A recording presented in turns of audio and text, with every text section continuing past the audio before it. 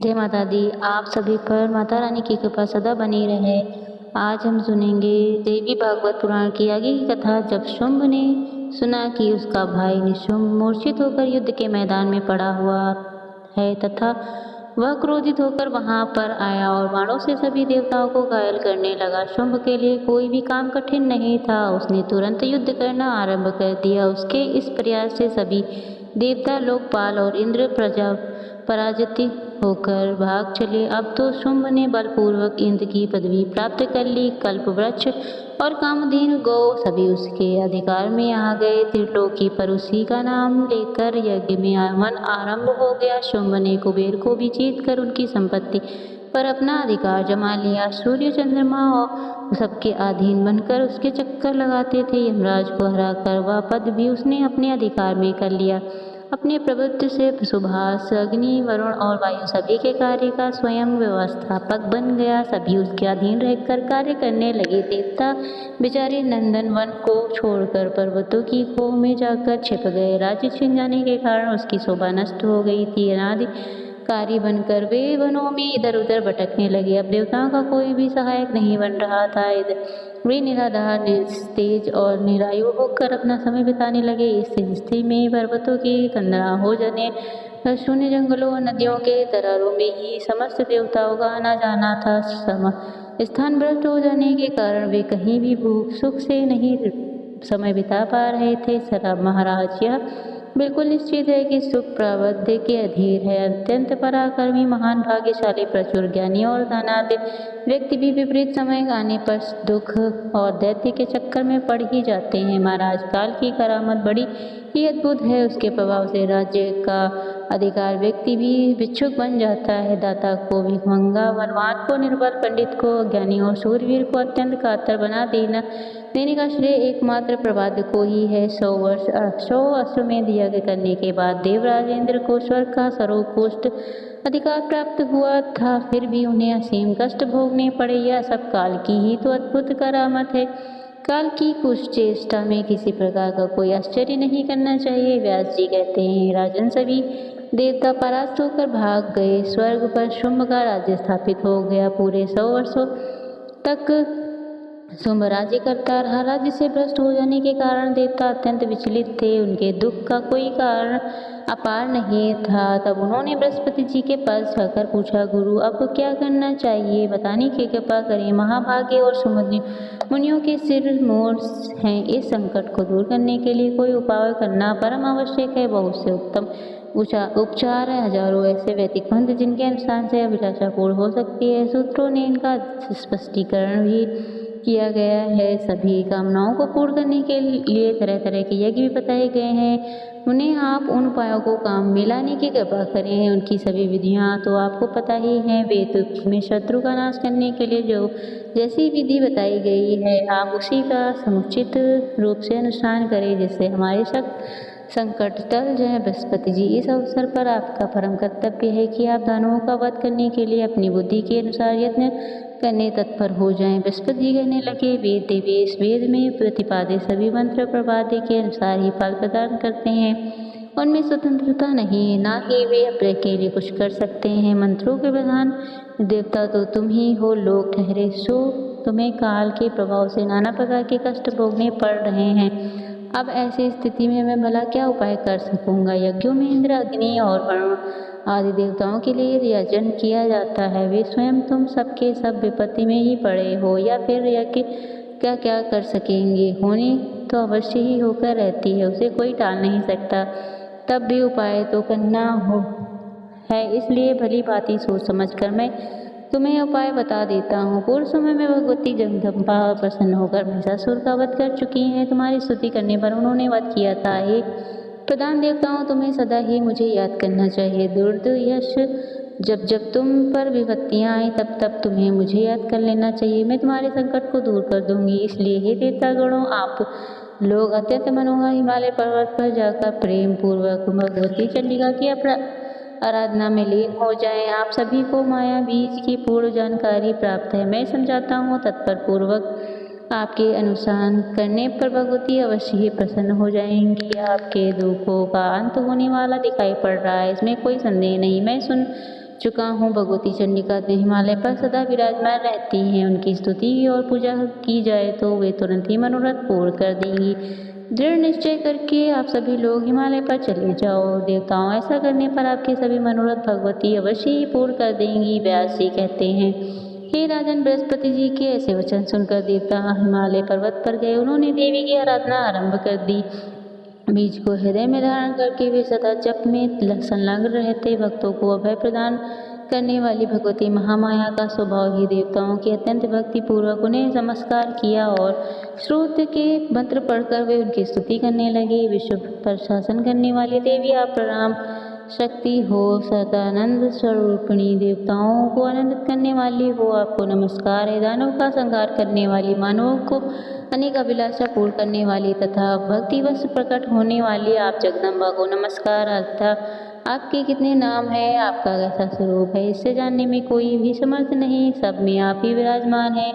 जीवों की सृष्टि संहार में सदा आप ही शक्ति के रूप में काम करती हो। स्मृति, गति, बुद्धि, जरा दृष्टि, पुष्टि, कांति, शांति, सुविधा, सुलक्ष्मी, गति, कीर्ति, मेधा आदि यह सब आप ही तो हो। आपको विश्व का सनातन बीज माना गया है। जब जैसा अवसर आता है तब उसी के अनुरूप धूप धारण करके आप देवताओं का कार्य करती हैं, उनके हृदय की जलन और दुख को दूर करती हैं। हम सभी आपको नमस्कार करते हैं। सभी प्राणियों के अंतःकरण में प्रशस्त प्ररूप धारण करके आप ही क्षमा, योगी, निद्रा या दया आदि नामों से विराजमान हो। महिषासुर देवताओं का घोर शत्रु था। आपके हाथ से उस मंदात दैत्य के प्राण कर चुके हैं। सभी देवताओं पर आपकी दया सदा बनी रहती है। देवी, यह बात पुराण और वेदों में स्पष्ट घोषित है। माता, आपने अपने बालक का प्रसवता पूर्वक सभी प्रकार से पालन पोषण करती हैं। भला कौन विचित्र बात है, क्योंकि देवता आपकी संतान है, इसलिए आप एकाग्रचित्त होकर इनके सभी मनोरथ सफल करने की कृपा करो। हे देवी, अखिल जगत आपकी वंदना करता है। आप सर्व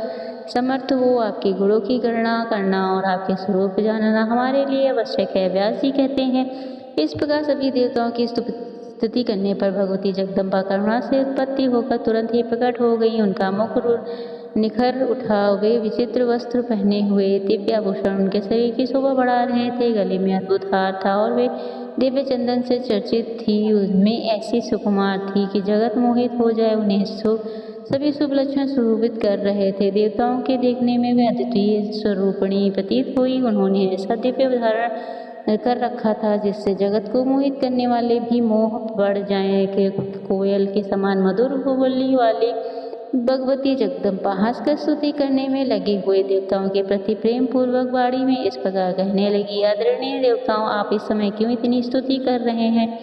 आपके मुख पर इतनी चिंता क्यों छाई हुई है? आप अपना कार्य मेरे सामने प्रकट करो। व्यास जी कहते हैं, महाभाग देवता के रूप और वैभव को देखकर सम्मोहित हो गए थे। उनकी वाणी सुनकर वे प्रेम पूर्वक अपनी स्तुति करने का रहस्य बतला लगे। देवतागण कहने लगे, जगत को नियंत्रण में रखने वाली करुणामयी देवी, हम सब आपकी शरण में आकर स्तुति कर रहे हैं। हमें संगी संकटों बचाइए। दैत्यों के सताने से हमारा मन अत्यंत उद्विग्न हो उठा है। महादेवी, पूरे समय की बात है, महिषासुर देवताओं के लिए महान कंटक बना हुआ था। आपने उसे मारकर हमें वरदान दिया था कि जब भी तुम पर आपत्ति आए तुम सब मुझे याद करना, स्मरण करते ही आप हमारे दुखों को दूर कर देंगी। इसमें किंचित मात्र संदेह नहीं है। इसलिए हे देवी, इसी कारण हमने इस समय आपको याद किया है। यह समय शुंभ निशुंभ नामक दो दानव उत्पन्न हुए हैं। उनकी आकृति अत्यंत भयंकर है। वे देवी हमारे कार्यों में सदा विघ्न डाला करते हैं। किसी भी मनुष्य से वे मारे नहीं जा सकते। ऐसे ही प्राणी पिता भी, रक्त बीज और चंड भुज भी हैं। इनके अलावा भी मन बहुत से महान शक्तिशाली दानव हैं। इन असुरों से हमें देवताओं का राज्य छीन लिया है। महाबले हे सुरमय, हमें दूसरा कोई अवलंबन नहीं है, केवल आपकी ही शरण में हम आए हैं। देवता अवश्य ही महान कष्ट पा रहे हैं। आप इन सभी का कार्य सिद्ध करने की कृपा करो। देवी देवता आपके चरणों की शरण ग्रहण करके अत्यंत बलशाली दानवों द्वारा प्राप्त दुख आपको बता चुके। मातेय देवता आपके प्रति अटूट प्रस्ताव रखते हैं। इस समय इन पर दुख के बाल उमड़ रहे हैं। आप सब इनके शरण होकर इनका दुख दूर करने की कृपा करो। देवी के युग आरंभ में आपने इस विश्व की रचना की थी। आप अपना बनाया हुआ जानकर अखिल भूमंडल की रक्षा में तत्पर हो जाओ। माता अभिमानी दानव बल के घमंड में चूर होकर जगत को पीड़ा पहुंचा रहे हैं, उनका विनाश करके इस जगत को सुख प्रदान करो। व्यास जी कहते हैं, देवता शत्रुओं से अत्यंत दुखी थे। उन्होंने इस प्रकार देवी की स्तुति की। तब देवी ने अपने विग्रह से दूसरा ही रूप प्रकट कर दिया। जब भगवती पार्वती के शरीर से जगदम्बा साकार रूप में प्रकट हुई, तब सभी जगत उन्हें कौशिकी नाम से पुकारने लगा। पार्वती जी के शरीर से भगवती कौशिकी के निकल जाने पर शरीर क्षीण हो जाने के कारण पार्वती का रूप काला पड़ गया, इसलिए वे कालिका नाम से विख्यात हुई। शाही के समान काले रंग से वे बड़ी भयंकर जान पड़ती थी। भक्तों के सभी मनोरथ पूर्ण कर देना उनका स्वाभाविक गुण था, इसलिए वे कालरात्रि नाम से प्रसिद्ध हुई। भगवती जगदम्बा का एक दूसरा मनोहर रूप भी विराजमान था। सभी भूषण उसी श्री विग्रह की शोभा बढ़ा रहे थे। लावण्य आदि सभी शुभ गुणों से वह संपन्न था। इसके बाद भगवती जगदम्बा हंसकर देवताओं से कहने लगी कि देवतागणों, आप सब लोग निर्भय होकर अपने स्थान पर विराजमान रहो। मैं शत्रुओं का संहार कर डालूंगी। आपका कार्य सभी प्रकार से संपन्न करने के लिए मैं युद्ध के मैदान में विचर गई। आपको सुखी बनाने के लिए शुंभ निशुंभ आदि देवताओं का वध मैं कर दूंगी। इस प्रकार कहकर बल की अतिमा से भरी हुई भगवती कौशिकी सिंह पर सवार हुई और शत्रु के नगर की ओर चल पड़ी। उन्होंने काली को भी साथ चलने का आदेश दिया। कालिका सहित भगवती जगदम्बा नगर के सन्निकट जाकर जिधर से हवा आ रही थी वहीं ठहर गई। उन्होंने जगत को मोहित करने वाला संगीत आरंभ किया। उस सुरमुद गाने को सुनकर पक्षी और मृग तक मोहित हो गए। आकाश में रहने वाली देवताओं को मन प्रसन्नता से खिल उठा। शुंभ के दो सेवक थे जिनके नाम थे चंड और मुंड। उस समय वे दोनों भयंकर उच्चर स्वतंत्रता पूर्वक घूम रहे थे। वे वहां आए और उन्होंने देखा दिव्य रूपी धारिणी भगवती जगदम्बा गा रही और उन्होंने कालिका को अपने सामने स्थान दे रखा था। दिव्य रूप उन भगवती जगदम्बा को देखकर चंड मुंड महान आश्चर्य में पड़ गए। राजन तब वे उसी क्षण शुंभ के पास चल पड़े। उस समय दानव शुंभ अपने घर पर था। उसके पास पहुंचकर चंड मुंड ने मस्तक झुकाकर उसे प्रणाम किया। कहा कि राजन, कामदेव को भी मोहित करने की योग्यता रखने वाली सुंदर स्त्री हिमालय पर्वत से निकली है। सिंह सवारी उसकी है, काम दे रहा है, उसमें सभी शुभ लक्षण विद्यमान है। ऐसी उत्तम स्त्री तो लोक या फिर गंधर्व लोक में मिलना भी असंभव है। जगत भर में तो कहीं भी ऐसी स्त्री को नहीं देखा, ना ही सुना। राजन, मोह ऐसा सुंदर गाती है जिसे सुनकर सभी जन मुक्त हो जाते हैं। उसके सुमधुर स्वर से मोहित हुए मृग सदा उसके पास बने रहते हैं।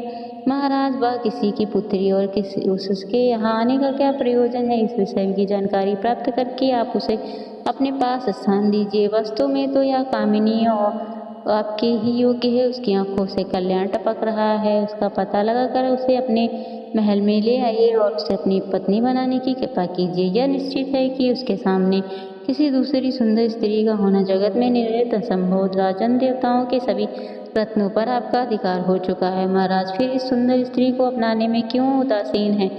राजन, आपने इंद्र से बलपूर्वक ऐश्वर्य प्राप्त पूर्ण रावत आदि पारिजात वृक्ष और उच्च श्रावस्ती अधिकार में कर लिया है। राजन, पत्य नामक निधि आप कुबेर से छीन लाए हैं। वरुण का शुभ छत्र आपने हठ पूर्वक ले लिया। राजन, आपके भाई निशुंभ से वरुण की मुठभेड़ हुई थी। वरुण हार गया, तभी से उसका पास भी निशुंभ के पास ही है। महाराज, आपके भय से समुद्र ने, जिसके कमल कभी कुमला नहीं, ऐसी माला तथा तरह तरह के रत्न आपको भेंट किए हैं। राजन, मृत्यु की शक्ति और यमराज के अत्यंत भयंकर दंड भी इस समय आपके अधिकार में है। उन्हें पराजित करके आपने उनको छीन लिया है। आपके पराक्रम का कहाँ तक बखान किया जाए? समुद्र के से प्रकट हुई कामधेनु गए इस समय आपके घर पर शोभा पा रही है। राजन, मेनका प्रवृत्ति अप्सराएं आपके अधीन रहकर सेवा करती हैं। इस प्रकार सभी श्रेष्ठ रत्नों को बलपूर्वक अपने अधिकार में ले लिया है। फिर मन को मुग्ध करने वाली इस अनुपम स्त्री पर आप अपना अधिकार क्यों नहीं जमाते? राजन, आपके घर में जितने विपुल रत्न हैं वे सभी इस सुंदरी स्त्री का सहस्त्र पाकर आपके यथार्थ रूप में परिणत हो सकते हैं। दानवराज त्रिलोकी में कहीं भी ऐसी सुंदरी नहीं है। इसलिए इस मनोहारी स्त्री को आप शीघ्र अपने यहाँ लाकर प्रिय पत्नी बना लें। व्यास जी कहते हैं, चंद्रमुंड की वाणी बड़ी मधुर थी। उसके प्रत्येक अक्षर से शब्द सह टपक रहा था। सुनकर शुंभ का मुख प्रसन्नता से खिल उठा। उसने अपने पास बैठे हुए सुग्रीव से यूं कहा, सुग्रीव, तुम बड़े बुद्धिमान दूत हो, बनकर जाओ और इस कार्य को संपन्न करो। वहां जाकर इस प्रकार वार्ता करना जिससे वह सुंदर सुंदरी खुद ही यहाँ आए और श्रृंगार रस के पार गाँव करते ही स्त्रियों के विषय में कार्यकुशल दूत को साम और दाम इन दोनों उपायों का प्रयोग करना चाहिए। वेद नीति का प्रयोग करने पर रस भाव दोष उत्पन्न हो जाता है। दंड नीति का प्रयोग करने से रस तो सत्ता ही सर्वथा चौपट हो जाती है। इसलिए विवेक जन इन दोनों उपायों को दूषित ठहराते हुए दूत शाम और दाम इन दो उपायों को ही प्रमुख मानकर इनका उपयोग करना चाहिए। वाक्यों में मधुरता और नम्रता भरी होनी चाहिए। इन उपायों का प्रयोग करने पर भला कौन कामिनी स्त्री बस में नहीं आ सकती। जय माता दी। आज के अध्याय में बस इतना ही। इसके आगे का वृत्तांत जानने के लिए कृपया आप अगले भाग के अनुसार जरूर कीजिएगा। धन्यवाद।